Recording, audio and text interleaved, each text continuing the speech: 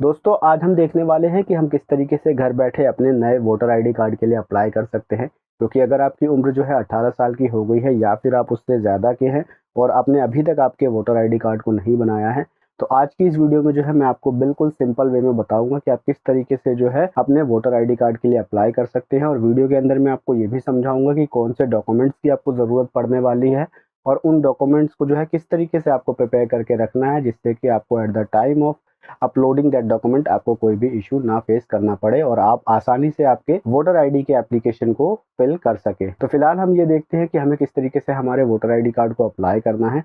उसका प्रोसेस समझाने के लिए मैं आपको लेके चलूंगा मेरे ब्राउजर स्क्रीन पर और वहां पर मैं आपको बताता हूँ कि किस तरीके से आप घर बैठे आपके वोटर आईडी कार्ड के लिए अप्लाई कर सकते हैं। तो चलिए हम चलते हैं हमारे ब्राउजर स्क्रीन पर और देखते हैं कि हमें किस तरीके से हमारे वोटर आईडी कार्ड के एप्लीकेशन फॉर्म को फिल करना है। आपको आपका नया वोटर आईडी कार्ड अप्लाई करने के लिए सबसे पहले जो है वोटर्स की जो है ऑफिशियल वेबसाइट के ऊपर आ जाना है, जो कि है voters.eci.gov.in।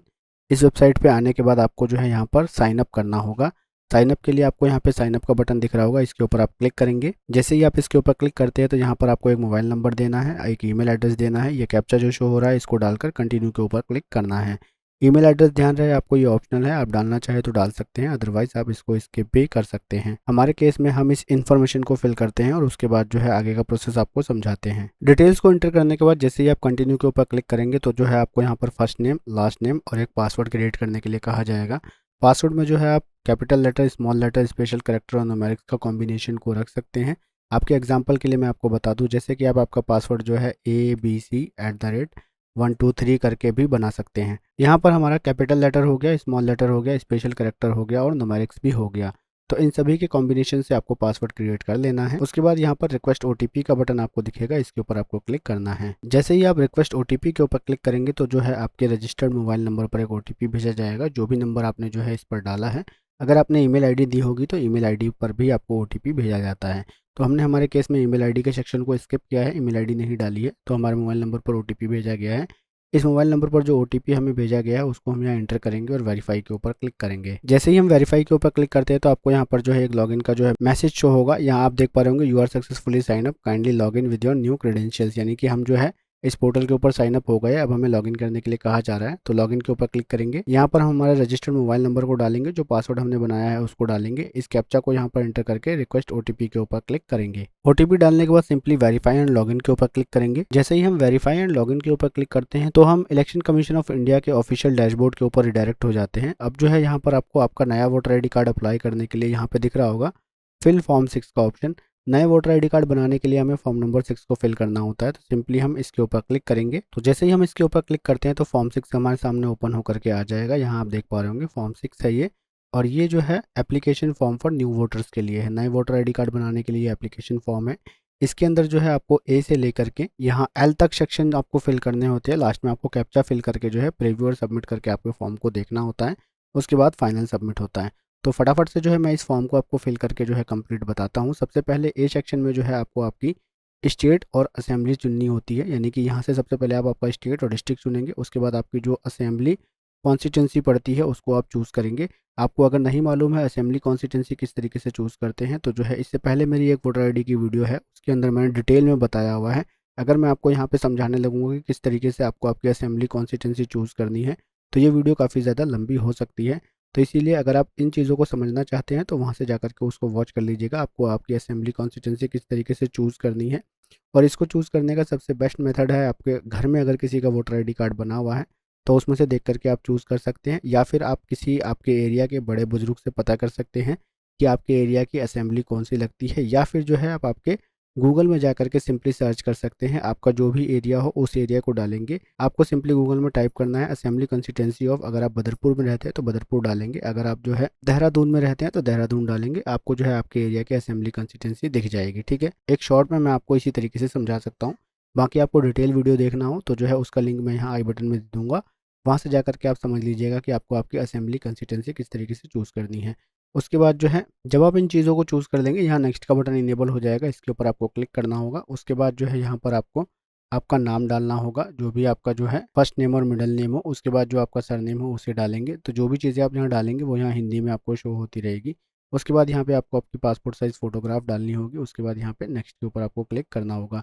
पासपोर्ट साइज़ फ़ोटोग्राफ के लिए मैं आपको जो है एक साइज़ बता दूँ, यहाँ पे आपको बताया गया है कि आपको अनसाइंड पासपोर्ट साइज़ फ़ोटो देनी है जिसके ऊपर आपका कोई सिग्नेचर नहीं होने चाहिए, और फ़ोटो जो है आपका साइज़ 4.5 सेंटीमीटर उसकी लंबाई और 3.5 सेंटीमीटर उसकी चौड़ाई होनी चाहिए, जो कि ज़्यादा से ज़्यादा आप 2 MB के अंदर रख सकते हैं, और फाइल फॉर्मेट JPG या JPEG आपका होना चाहिए। तो हम हमारी इन इन्फॉर्मेशन को फिल करके फ़ोटो को अपलोड करके नेक्स्ट के ऊपर क्लिक करते हैं। जैसे ही आप आपकी फ़ोटो को अपलोड कर लेंगे तो आपको कुछ इस तरीके का जो है मैसेज शो होगा, ह्यूमन फेस डिटेक्टेड सक्सेसफुली, यानी कि आपकी फ़ोटो में जो है ह्यूमन फेस डिटेक्ट कर लिया गया है। आपको ओके के ऊपर क्लिक करना है। उसके बाद यहाँ पे नेक्स्ट का बटन शो होगा, इसके ऊपर आपको क्लिक कर देना है। तो जैसे ही आप नेक्स्ट के ऊपर क्लिक करेंगे तो जो है यहाँ पर आपको जो है आपका रिलेटिव की इन्फॉर्मेशन फिल करने का आएगा ऑप्शन, जिसमें कि आप आपके फादर, मदर, हस्बैंड, वाइफ किसी की भी इन्फॉर्मेशन को फिल कर सकते हैं। तो हम हमारे केस में हमारे रिलेटिव की इन्फॉर्मेशन को फिल कर लेते हैं। उसके बाद आपको यहाँ पे नेक्स्ट का बटन शो होगा, इसके ऊपर आपको क्लिक करना है, और यहाँ पर आपको आपकी कॉन्टैक्ट डिटेल्स देनी है, जिसमें कि आपको आपका मोबाइल नंबर और ईमेल आईडी देना चाहते हो तो ईमेल आईडी भी आप दे सकते हैं।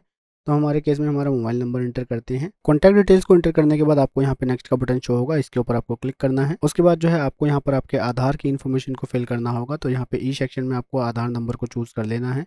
उसके बाद आपको यहाँ पे आपका आधार नंबर इंटर करना है। आधार नंबर इंटर करने के बाद आपको यहाँ पे सिंपली नेक्स्ट के ऊपर क्लिक करना होगा। जैसे ही आप नेक्स्ट के ऊपर क्लिक करते हैं तो यहाँ पे आपसे जेंडर को चूज़ करने के लिए कहा जाएगा, तो आप आपका जेंडर चूज़ कर लेंगे। फिर आपको नेक्स्ट के ऊपर क्लिक करना है। आफ्टर दैट जो है आपको यहाँ पे आपकी डेट ऑफ बर्थ को चूज़ करना होगा। डेट ऑफ बर्थ को चूज़ करने के बाद आपको यहाँ पर सेल्फ अटेस्टेड कॉपी लगानी होगी आपके सपोर्टिंग एज प्रूफ की, यानी कि जो इसमें आप एज प्रूफ देना चाहते हैं उसका आप डॉक्यूमेंट चूज़ करेंगे। तो जो है यहाँ पे आप document for proof of date of birth के लिए क्लिक करेंगे। उसके बाद यहाँ से जो है सेलेक्ट डॉक्यूमेंट के ऊपर आप क्लिक करेंगे। यहाँ पे आपको मल्टीपल डॉक्यूमेंट शो हो जाएंगे, जैसे कि आपका birth certificate, Aadhaar card, PAN card, driving licence और आपकी 10वीं 12वीं की मार्कशीट और इंडियन पासपोर्ट। इसमें से किसी भी डॉक्यूमेंट को आप इस्तेमाल कर सकते हैं एज अ आपका डेट ऑफ बर्थ प्रूफ। तो हम हमारे केस में पैन कार्ड को अपलोड करने वाले हैं, तो यहाँ पे हम पैन कार्ड चूज़ करेंगे। उसके बाद यहाँ पे आपको पैन कार्ड को अपलोड करना होगा। यहाँ पे आपको साफ साफ बताया गया है कि आपका पैन कार्ड का जो साइज़ है, यानी कि आपके इस डॉक्यूमेंट का साइज़ जो है मैक्सिमम 2 MB के अंदर होना चाहिए, और उसे आप JPG, PNG और PDF फॉर्मेट में आप रख सकते हैं। तो हम यहाँ पे हमारे जो है डॉक्यूमेंट को अपलोड कर लेते हैं। चूज फाइल पे क्लिक करेंगे। तो जैसे ही हमारा डॉक्यूमेंट अपलोड हो जाता है तो यहाँ पे नेक्स्ट का बटन शो होगा, इसके ऊपर क्लिक करना है। तो जैसे ही आप नेक्स्ट के ऊपर क्लिक करेंगे तो आपको यहाँ पे आपका प्रेजेंट एड्रेस डालना होगा। प्रेजेंट एड्रेस में यहाँ पे आप आपका बिल्डिंग नेम, अपार्टमेंट नेम या नंबर डालेंगे। उसके बाद आपका स्ट्रीट, मोहल्ला, लोकेलिटी को इंटर करेंगे। आपका गाँव या शहर का नाम डालेंगे। उसके बाद आपका पोस्ट ऑफिस चुनेंगे। फिर यहाँ पे आपके एरिया का पिन कोड डालेंगे, और आपकी कौन सी तहसील, तालुका या मंडल पड़ता है उसको यहाँ पर डालेंगे। उसके बाद स्क्रॉल करके नीचे आएंगे, आप यहाँ पे आपका डिस्ट्रिक्ट को चूज़ करेंगे, और उसके बाद जो है यहाँ पर आपको जो है आपने ये जो एड्रेस प्रोवाइड कराया है इससे रिलेटेड आपको यहाँ पर एड्रेस प्रूफ अपलोड करना होगा। पहले मैं मेरी इन्फॉर्मेशन को फिल करता हूँ, उसके बाद आपको यहाँ पे दिखाता हूँ कि हम जो है एड्रेस प्रूफ में कौन कौन से डॉक्यूमेंट्स को यहाँ पे लगा सकते हैं। एड्रेस फिल करने के बाद जो है एड्रेस के ही सेक्शन में 8B पे जब आप आएंगे तो यहाँ पे आपको जो है सपोर्टिंग डॉक्यूमेंट लगाना होगा। तो सिंपली आपको जो है document of proof of residence के ऊपर क्लिक करना है। उसके बाद सेलेक्ट डॉक्यूमेंट वाले ऑप्शन पर क्लिक करना है। यहाँ आप देख पा रहे होंगे आपका यहाँ पे आप पानी का बिल, बिजली का बिल, गैस कनेक्शन का बिल आप लगा सकते हैं, जो कि आपका कम से कम 1 साल पुराना हो। उसके बाद जो है आप आधार कार्ड यूज़ कर सकते हैं, आपके बैंक की पासबुक इस्तेमाल कर सकते हैं, इंडियन पासपोर्ट यूज़ कर सकते हैं, रेवेन्यू डिपार्टमेंट का कोई लैंड अगर आपने खरीद रखी है तो उसके जो है पेपर्स लगा सकते हैं। ठीक है, अगर आपके पास कोई ज़मीन है तो उसके कागजात भी आप लगा सकते हैं। तो हमारे केस में हम यहाँ पे आधार कार्ड को अपलोड करने वाले हैं, तो आधार चूज़ करेंगे। उसके बाद यहाँ पे सेम उसी तरीके से आपको जो है फाइल फॉर्मेट और साइज़ रखना है, जो मैंने आपको पहले आपके जो है आइडेंटिटी प्रूफ के लिए बताया था, जिसको कि आपको 2 MB में ज़्यादा से ज़्यादा रखना है। उसके बाद JPG, PNG, PDF फॉर्मेट में आप इसको रख सकते हैं। तो हमारे जो है रेजिडेंस प्रूफ को चूज़ करते हैं। उसके बाद जो है यहाँ पर नेक्स्ट के ऊपर क्लिक करते हैं। रेजिडेंस प्रूफ को चूज़ करने के बाद जैसे ही आप नेक्स्ट के ऊपर क्लिक करेंगे तो जो है आपके सामने नोवा कैटेगरी ओपन होकर के आ जाएगी, जिसमें कि आपको आपके डिसेबिलिटी का ऑप्शन फिल करना है। अगर आप डिसेबल्ड है तो इसमें से आप चूज़ कर सकते हैं, अदरवाइज जो है इसको आप इसी तरीके से स्किप करके नेक्स्ट के ऊपर क्लिक करेंगे। उसके बाद जो है यहाँ पर 10th ऑप्शन आपके सामने खुलेगा कि आपको यहाँ पर जो है ना, अगर किसी के पास आपके परिवार में ऑलरेडी वोटर आईडी कार्ड है तो उनकी डिटेल देनी होगी, जैसे कि ये आपके ब्लड रिलेशन में होने चाहिए। ठीक है, फैमिली मेम्बर, तो उनका जो है यहाँ पे आप डिटेल दे देंगे। तो हम जो है हमारे फैमिली मेम्बर की डिटेल्स को यहाँ पर एंटर करते हैं। उसके बाद जो है यहाँ पे आपको जो है उनका नाम लिखना है और यहाँ पे रिलेशन को चूज़ करना है। उसके बाद जो है यहाँ पर आपको जो है उनका वोटर आईडी कार्ड नंबर डालना है। उसके बाद नेक्स्ट के ऊपर आपको क्लिक करना है। जैसे ही आप उन डिटेल्स को फिल करके नेक्स्ट के ऊपर क्लिक करते हैं तो जो है यहाँ पे डिक्लेरेशन फॉर्म आपके सामने ओपन होकर के आ जाएगा।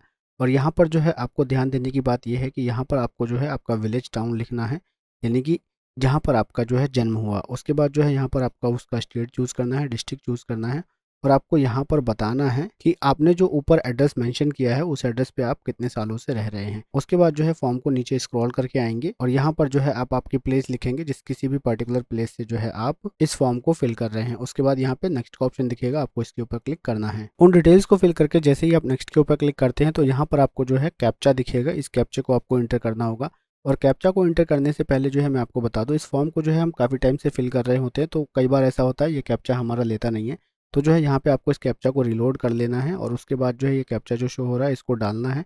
फिर यहाँ पर जो मोबाइल नंबर से आपने इस पर रजिस्ट्रेशन किया है उस पर एक ओटीपी भेजा जाएगा, आपको सेंड ओटीपी के ऊपर क्लिक करना होगा।